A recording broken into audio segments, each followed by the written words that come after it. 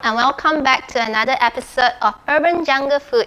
Today I'll be making milk loaf using this sugar from Bois and Now. So I'm gonna show you how it looks like and how to prep it. I hope you guys enjoy this episode.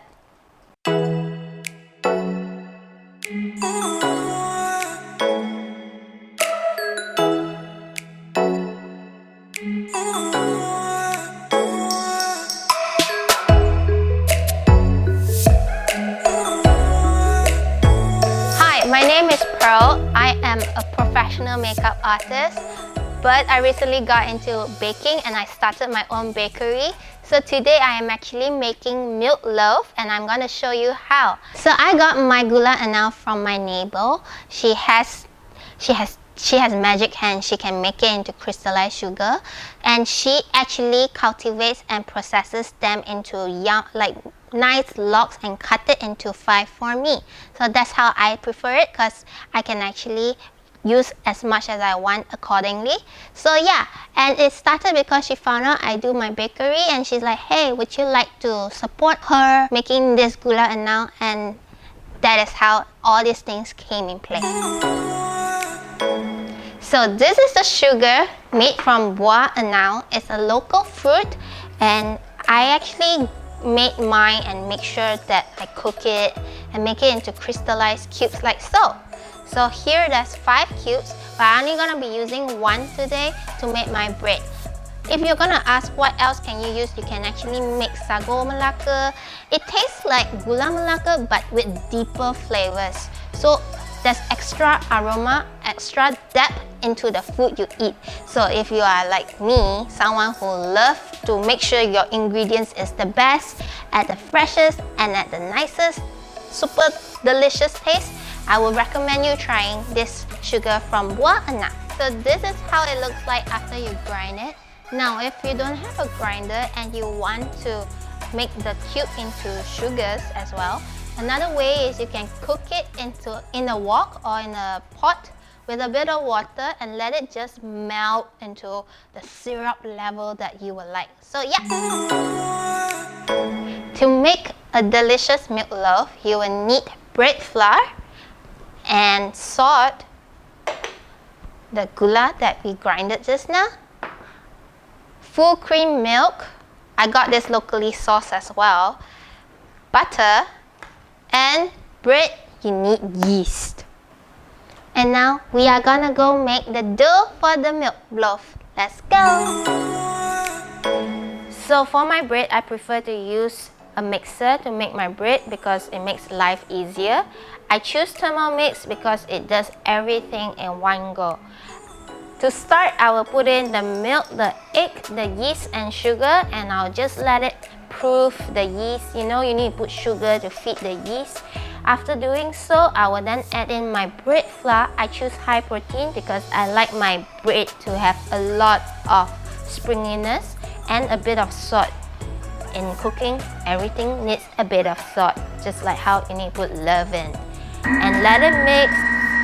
So after the bread is done, that's when I start kneading the dough. Now we are gonna knead the dough. So make sure your working station, you make sure it is heavily flour so that your dough does not stick to anything, because milk loaf tend to be more sticky. So you just do so. Then this is how the dough looks like, and we're gonna get it out.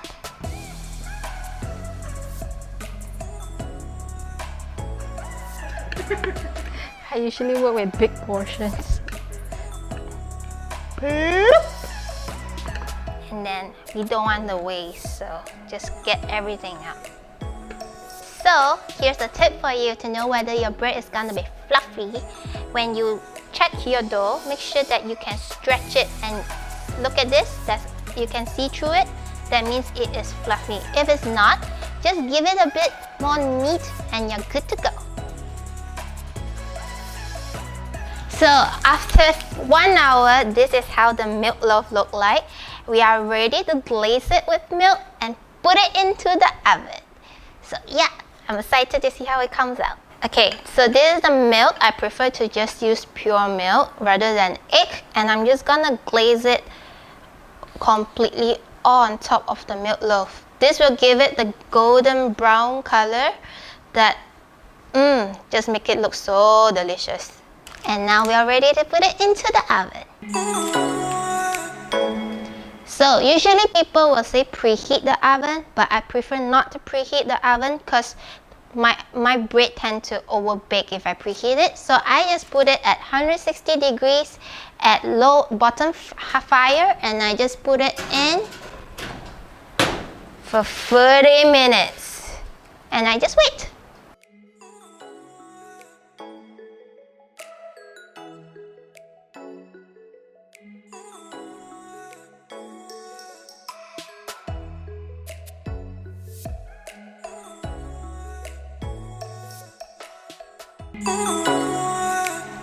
So I like to use a wooden block like this as the cooling rack because you need to let the moisture be absorbed into the wood. So yeah, this is a moment of truth. Is it beautiful? It's beautiful. And here you go. And now we are gonna slice this bread up so I can show you how it looks inside using my tip.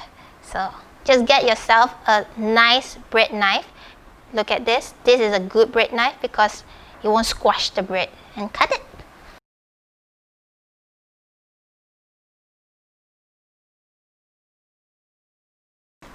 And bam! You see all these air pockets? Like these air pockets?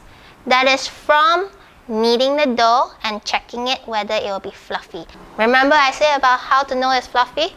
Look at this and it will go back to its original form. Like that. You see? It will go back. That's how you know it works! Thank you so much for watching this episode of Urban Jungle Food. I hope you guys enjoyed watching this bakery episode. With that being said, don't forget to like this page and also follow us on our Instagram. And with that being said, if you guys like and you're curious about something, do comment down below. And also you can follow my bakery at this handle. Yeah, this one. Go follow. Go follow. Yes. And we will catch you out on the next episode of Urban Jungle Food. Bye bye.